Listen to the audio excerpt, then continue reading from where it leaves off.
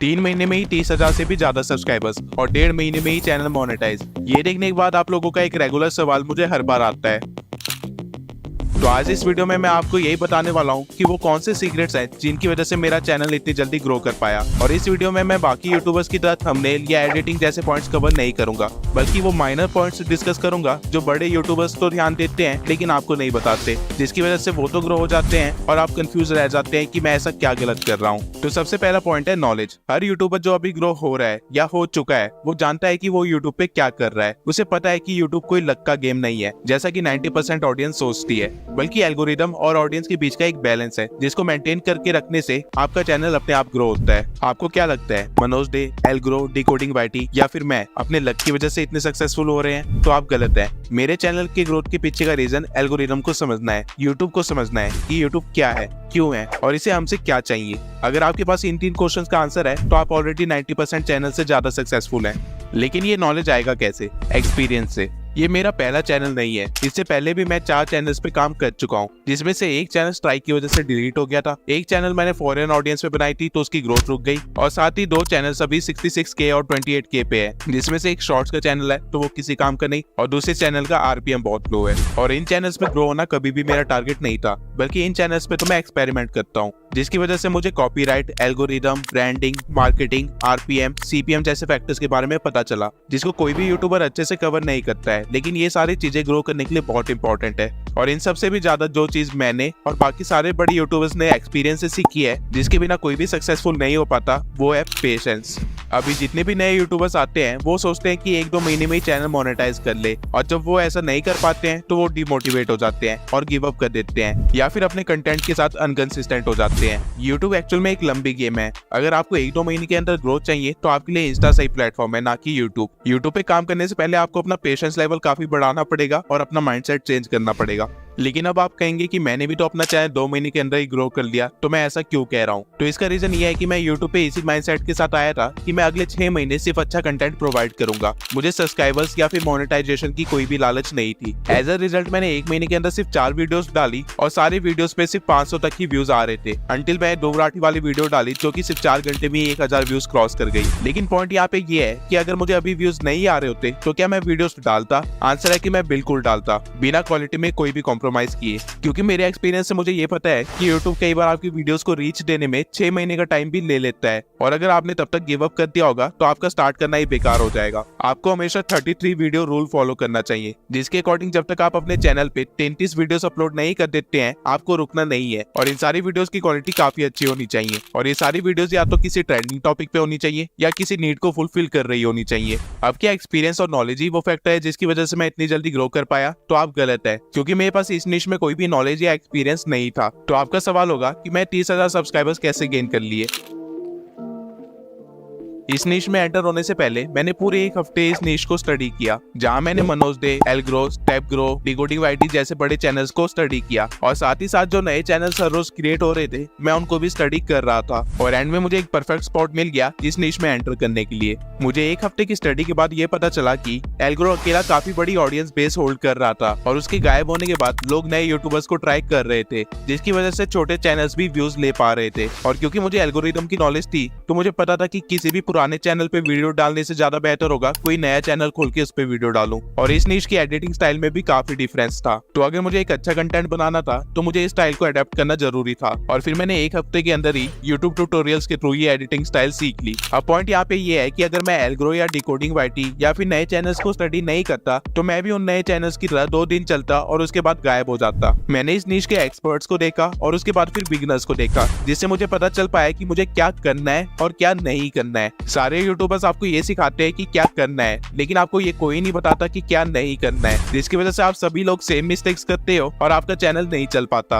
अब आपका क्वेश्चन होगा कि मैं मार्केट रिसर्च कर तो ली, लेकिन इसका यूज मैंने कैसे किया? तो इसका आंसर है ट्रेंड चेकिंग। अब इस नीश में आती मैं ज्ञान देना स्टार्ट नहीं कर सकता था, ऑल्दो मेरे पास काफी सक्सेसफुल चैनल्स थे, लेकिन वो किसी काम के नहीं थे, क्योंकि लोगों को मेरे इस चैनल पे प्रूफ चाहिए थे। इसलिए मैंने अपनी पहली वीडियो डिकोडिंग वाईटी पे बनाई, लेकिन तब तक हर दूसरा चैनल डिकोडिंग वाईटी और एल्ग्रो के चैनल एनालिसिस फेस कर रहा था, इसलिए सेम टॉपिक पे वीडियो बनाना यूजफुल नहीं था। तो फिर मैंने एक दूसरे क्रिएटर को टारगेट किया जो था मनोज दे, लेकिन रिजल्ट में कोई भी फर्क नहीं था। मुझे वही 100-200 व्यूज मिल रहे थे और ऑल्दो मुझे पता था कि मुझे ट्रेंड ट्रैकिंग का इस्तेमाल करना है, लेकिन मैं खुद को एक्सपेरिमेंट करने से नहीं रोक पाया। इसलिए मैंने अपने एक दूसरे चैनल से रिलेटेड वीडियो बना डाली और उसे अपलोड भी कर दिया, जिसकी वजह से मुझे अच्छे खासे ताने भी सुनने को मिले। और इस चीज से मुझे ये समझ आ गया था कि जब तक मेरे 1000 सब्सक्राइबर्स नहीं हो जाते, मुझे ट्रेंड ट्रैकिंग का ही इस्तेमाल करना पड़ेगा। तो मैंने भी ट्रेंडिंग कीवर्ड्स का ही इस्तेमाल किया, लेकिन थोड़े अलग वे में। जहाँ सारे लोग एनालिसिस और एडिटिंग स्टाइल पे वीडियो बना रहे थे, मैंने थोड़ी अलग चीजें प्रोवाइड करना स्टार्ट कर दिया, जैसे कि एल्गोरो की मोशन ग्राफिक्स। उसके बाद मैंने अपने नीश से हटके थोड़े अलग क्रिएटर्स पे भी वीडियो बनाई, जैसे कि ध्रुव राठी,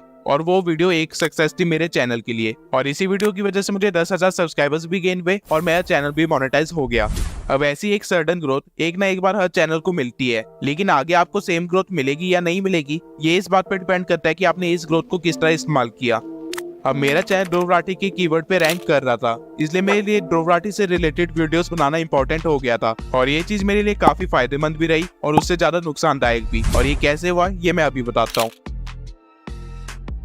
जब मुझे ध्रुव राठी के नाम पे व्यूज आ रहे थे, तो मैंने सर्च किया कि लोग ध्रुव राठी से रिलेटेड किस चीज को देखना पसंद कर रहे हैं, और मुझे पता चला कि काफी सारे लोग ध्रुव राठी जैसी एडिटिंग करना चाहते हैं अपने फोन में। तो मैंने पूरा एक हफ्ता लगाया ये तरीके ढूंढने में कि ध्रुव राठी जैसी एडिटिंग फोन में कैसे करे, और मैंने एक अच्छी क्वालिटी में वीडियो बना के अपलोड कर दी। जिसके बाद मुझे और डिमांड्स आने लगी ध्रुव राठी से रिलेटेड वीडियोस बनाने के लिए, और मैंने इन डिमांड्स को कंप्लीट भी किया, जिसकी वजह से मेरे सब्सक्राइबर्स तो इंक्रीज हो गए थे, लेकिन अब मेरा चैनल बहुत जल्दी डेड होने वाला था, क्योंकि मैंने चैनल यूट्यूब ट्रिक्स से रिलेटेड टॉपिक के लिए खोला था। लेकिन अब मेरी ऑडियंस ध्रुव राठी की थी, बजाय डिकोडिंग वाईटी या एल्गोरो के। और ठीक यहीं पे 80% यूट्यूबर्स गलती करते हैं, जिसकी वजह से उनका चैनल बहुत जल्दी डेड हो जाता है। वो एक ही कीवर्ड पे बार बार कंटेंट बनाते हैं, जिनकी वजह से उनका नीश ही चेंज हो जाता है, जिसे वो मेंटेन नहीं कर पाते हैं। और जब वो पुरानी नीश से रिलेटेड कंटेंट डालते हैं, तो वो नहीं चलता है, क्योंकि उनकी ऑडियंस बेसिक किसी और नीश की बन चुकी होती है। अब मुझे पता था कि मेरे साथ भी यही होने वाला है, इसलिए बीच बीच में मैं अलग अलग टॉपिक्स पे भी वीडियो बनाते रहता था, जिसकी वजह से नीश तो चेंज नहीं हुई, इवन मैं ध्रुव राठी की ऑडियंस को भी अपनी ऑडियंस में कन्वर्ट कर लिया।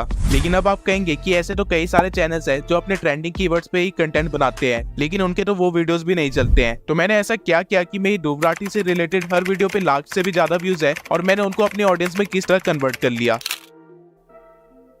किसी भी चीज की वैल्यू तब होती है जब उसकी रिक्वायरमेंट हो। मैं अपनी हर वीडियो के एंड में अपनी ऑडियंस से एंगेज करता हूँ और उनको बताता था कि मैं इस वीडियो में इस पॉइंट को कवर नहीं कर पाया, तो क्या उनको उस पॉइंट पे एक अलग से वीडियो चाहिए, जिसके रिस्पॉन्स पे मैं अपना अगला कंटेंट बनाता था। अब वो वीडियोस वैसे भी मुझे अपने चैनल्स के लिए बनानी होती थी, लेकिन मैं हमेशा पहले अपनी ऑडियंस से पूछता था और उसके बाद मैं एक साइकोलॉजिकल गेम खेलता था। जब मेरी ऑडियंस ध्रुव राठी से रिलेटेड वीडियो का वेट कर रही होती थी, तब मैं अलग अलग टॉपिक्स पे वीडियो क्रिएट करता था, जिसकी वजह से उनके अंदर की नीड और भी ज्यादा बढ़ने लगती थी, और उनको मेरे चैनल पे कुछ और देखने को नहीं मिलता था, तो वो मेरी नई अपलोडेड वीडियो ही देख लेते थे। इससे हो ये रहा था कि मैं कर वही रहा था जो मुझे करना है, लेकिन इस बार मैं अपनी ऑडियंस की परमिशन लेके वो चीजें कर रहा था, और उनको लग रहा था कि मैं उनके अकॉर्डिंग वर्क कर रहा हूँ, जिसके कारण मेरे ऑडियंस के बीच में एक ट्रस्ट बिल्ड हो गया। और यही रीजन है कि मैं ध्रुव राठी वाली सीरीज खत्म कर दी, लेकिन तभी उन लोगों ने मुझे अनसब्सक्राइब नहीं किया, और इवन अब वो मेरी नई वीडियोस भी देखते रहते हैं, क्योंकि जब वो ध्रुव राठी से रिलेटेड वीडियोस का वेट कर रहे थे, तब मैंने उनको यूट्यूब ट्रिक से रिलेटेड वीडियोस दिखाई, जिसकी वजह से उनके दिमाग में अब इस चीज के लिए भी नीड क्रिएट हो गई है, और वो लोग अब मेरे लॉयल सब्सक्राइबर्स बन गए हैं। अब इस तरह की नीड मैं अपने हर वीडियो के एंड में क्रिएट करता हूँ, जिसकी वजह से मेरी एंगेजमेंट अपने ऑडियंस के साथ बनी रहती है, और इससे मेरा एल्गोरिदम भी सेटिस्फाई रहता है। और जैसा कि मैं स्टार्टिंग में आपको कहा था, ग्रोथ के लिए बस आपको ऑडियंस और एल्गोरिदम को बैलेंस करके रखना है।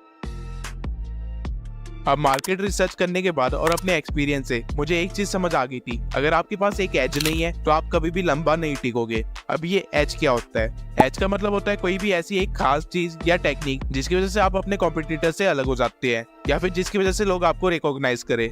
मनोज के लिए ये एज उनकी ट्रिक्स थी, जो कि वो स्टार्टिंग फेज में लेके आए थे, और वहीं एल्गोरो और डिकोडिंग वाईटी के लिए ये एज उनका एडिटिंग स्टाइल था। और ठीक इसी तरह मैंने अपना एक एज क्रिएट किया, ट्रांसपेरेंसी और अपने अवतार के साथ। इंडिया में कोई भी यूट्यूबर इस निश में अवतार का इस्तेमाल नहीं कर रहा था, जो कि मेरे लिए एक अपॉर्चुनिटी बन गई। और यही रीजन है कि मैं अपने अवतार को लगातार मॉडिफाई करता रहता हूँ, जिसकी वजह से मुझे ऐसे मैसेज लगातार आते रहते हैं। और ये वही स्पेशल चीज है जिसकी वजह से लोगों को मेरा चैनल याद रहता है। लेकिन ये अवतार भी मेरे लिए लॉन्ग टर्म में फायदेमंद नहीं है, इसलिए मैं अपनी वीडियो में पूरी तरह से ट्रांसपेरेंसी रखता हूँ। मैं अपनी ऑडियंस को वो चीजें भी बता देता हूँ जो बाकी यूट्यूबर्स अपनी ऑडियंस से छुपाने की कोशिश करते हैं, क्योंकि मुझे पता है कि ये छोटी चीजें भी कितनी ज्यादा इंपॉर्टेंट होती है। फॉर एग्जाम्पल, जैसे मैंने अपने पिछले पॉइंट में बताया कि किस तरह मैं साइकोलॉजिकल गेम खेलता हूँ। अब कोई भी यूट्यूबर ये चीज कभी भी नहीं बताएगा, क्योंकि उसे डर है कि उसकी ऑडियंस उसे अनफॉलो करके चली जाएगी। लेकिन मैं इस चीज को इस तरह देखता हूँ कि मेरी ऑडियंस भी सेम चीज फॉलो कर सकती है, जिसकी वजह से वो भी ग्रो कर पाएंगे। और ठीक इसी तरह मैं अपनी हर वीडियो में अपने सारे सीक्रेट्स रिवील कर देता हूँ, और ये चीज मैं स्टार्टिंग से कर रहा हूँ।